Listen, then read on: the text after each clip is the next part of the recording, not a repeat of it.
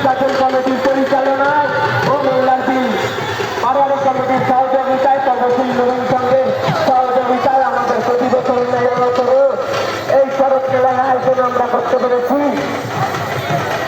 দর্শক বন্ধুদের কাছে আমাদের একান্ত আবেদন যাতে আমরা শরৎ মেলা প্রতি বছর সম্পূর্ণভাবে করতে পারি। আপনারা আন্তরিকভাবে আশীর্বাদ করুন।